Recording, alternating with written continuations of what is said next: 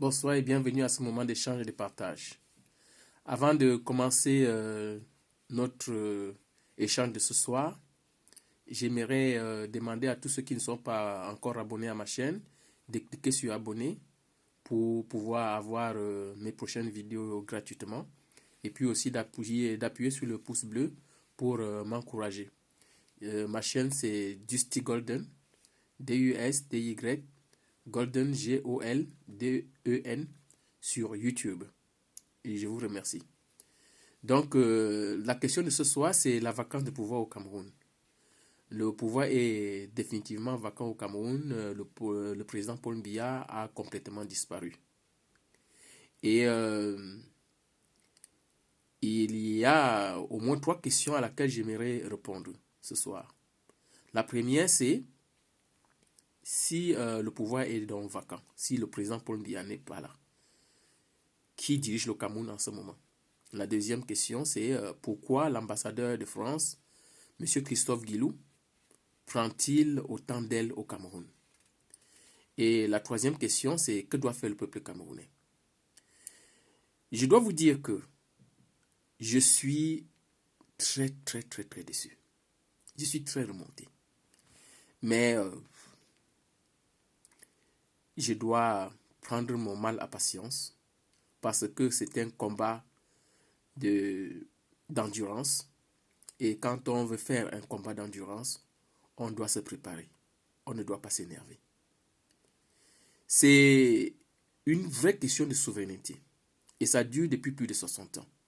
Mais le peuple camerounais en a marre. Nous sommes un peuple très civilisé. Nous sommes un peuple très éveillé. Nous sommes un peuple qui avons beaucoup de talents. Mais malheureusement, individuellement, on fait beaucoup de choses et collectivement, nous sommes nuls.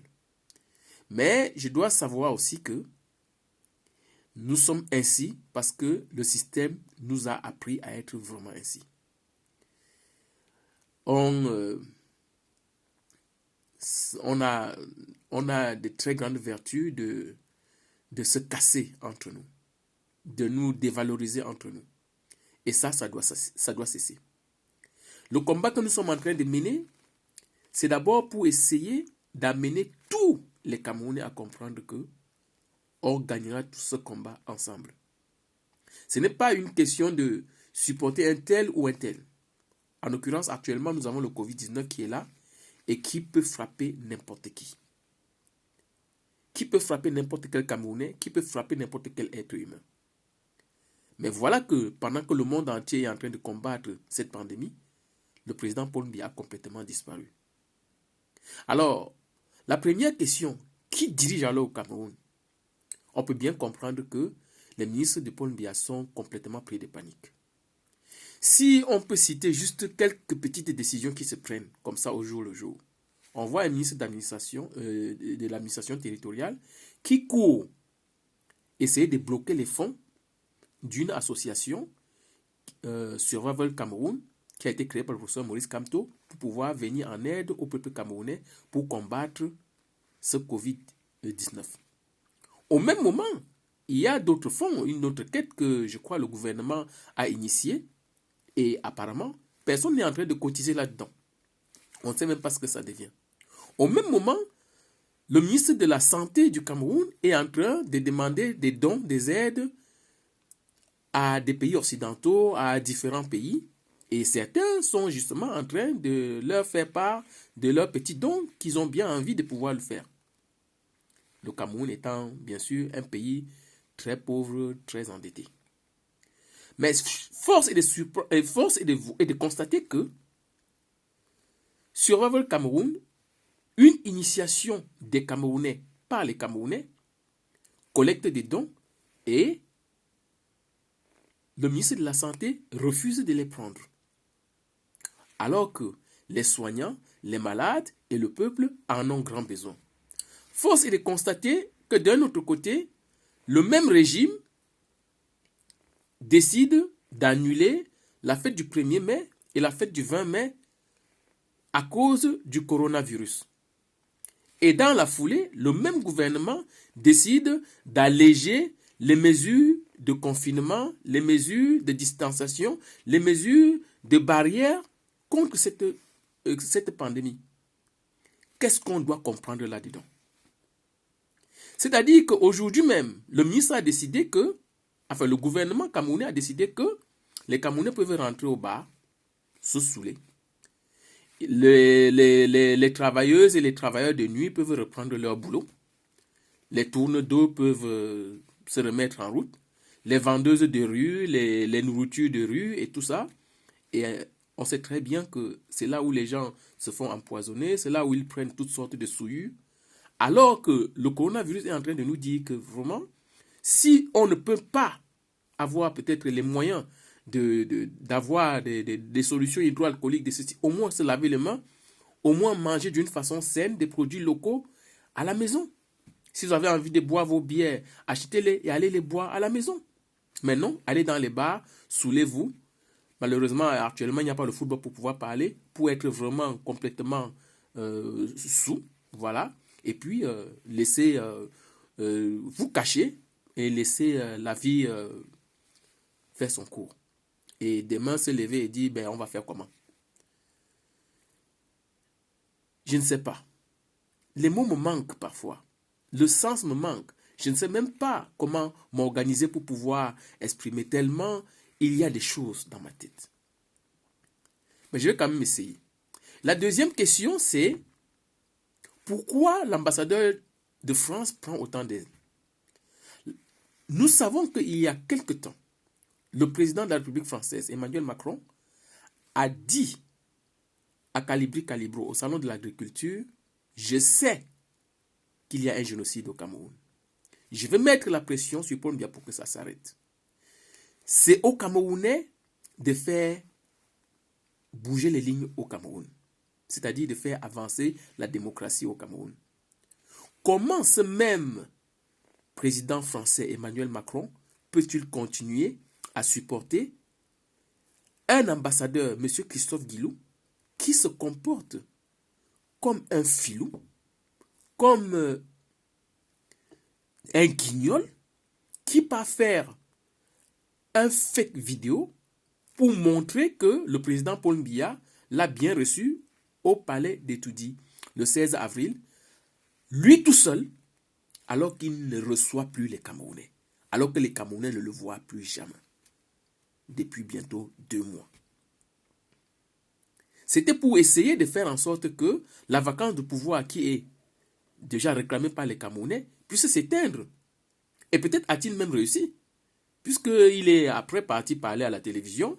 RFI a repris le message, et puis depuis, personne n'en parle plus. Sauf que aujourd'hui même, le 1er mai, l'AFP, l'agence France Presse, et le journal Le Monde ont reconnu, et ces 2 journaux quand même très importants en France, ils ont reconnu que le président Paul Biya du Cameroun n'est plus vu depuis le début de la crise du coronavirus. Si l'agence France Presse est en train de contredire alors l'ambassadeur de France, le ministre des Affaires étrangères de France, et bien sûr le président Macron, qui est le patron des patrons de tous ces ambassadeurs-là, ça veut dire qu'il y a quelque chose qui est en train de se tramer. Et tranquillement, les Camerounais, ils sont là, ils continuent leur vie, ils sont heureux. Je les ai vus aujourd'hui en train de danser, à courir dans les bars, n'est-ce pas, pour continuer à boire leur bière et se saouler. Alors que leur président a complètement disparu, alors que M. Guilou est en train de se prendre pour le président du Cameroun, et il nous a même dit qu'il va apporter des masques et des solutions hydroalcooliques aux Camerounais. Mais M. Guilou, ramenez vos masques et vos solutions hydroalcooliques plutôt en France. En France, il en manque. La France est obligée de prendre des commandes plutôt venant de la Chine.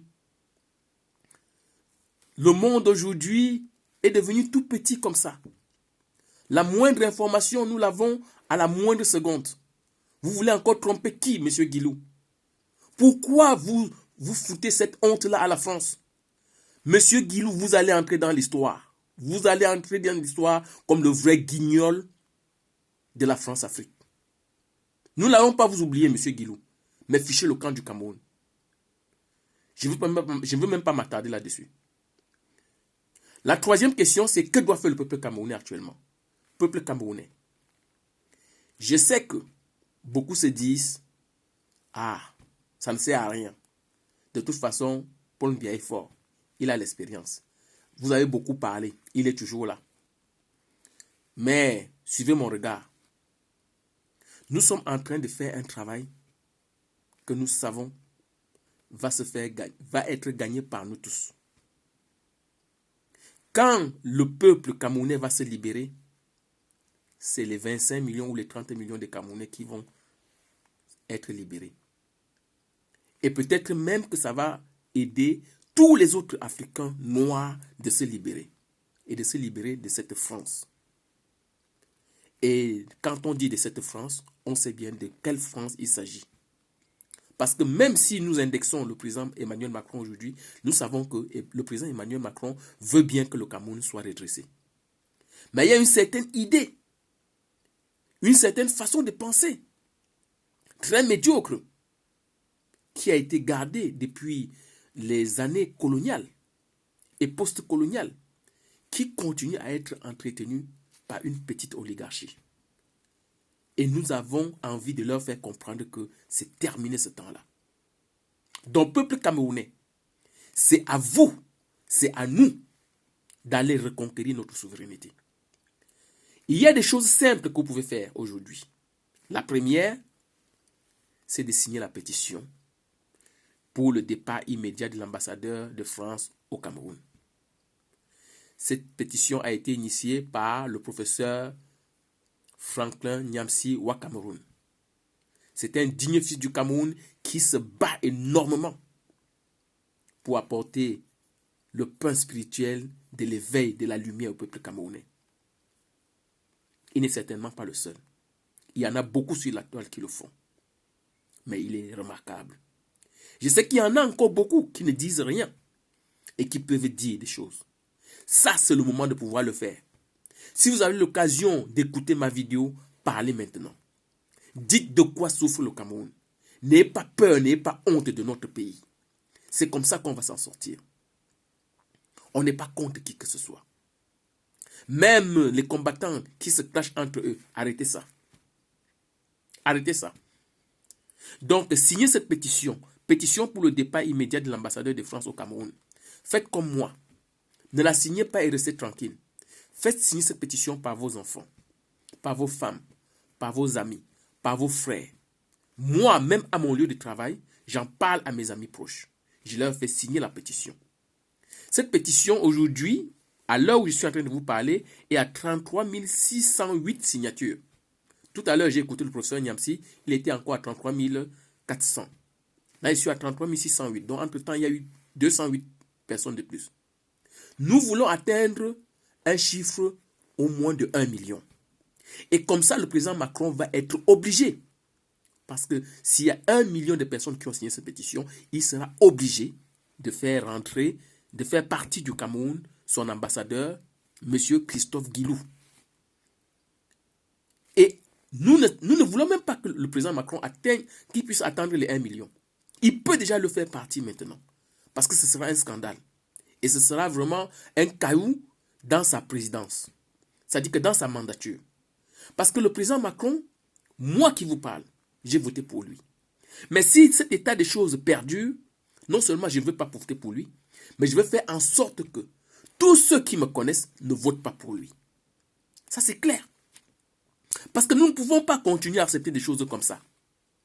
Nous ne pouvons pas accepter que des citoyens français se comportent comme des démocrates, comme des gens civilisés en France métropolitaine, et une fois qu'ils descendent en Afrique, ils se comportent comme des tyrans, comme des barbares, comme des guignols, comme des filous, comme des guilous.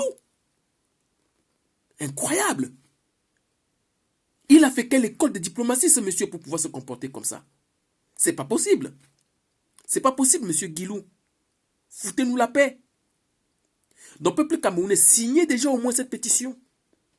Et faites signer par des personnes. Ce sera déjà beaucoup. Et puis, restez à l'écoute. J'ai un autre message à vous donner, mais je ne voudrais pas que ma vidéo soit longue. J'ai envie de vous parler d'un secret. que le professeur Maurice Kamto a pour le peuple camerounais. Ce monsieur, je vous assure, quand il pose un acte, il le pose après avoir très réfléchi.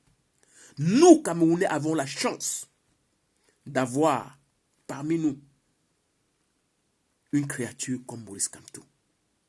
Il faut que nous en profitons. J'ai un secret qui ne vous dit pas et que j'ai envie de vous dire.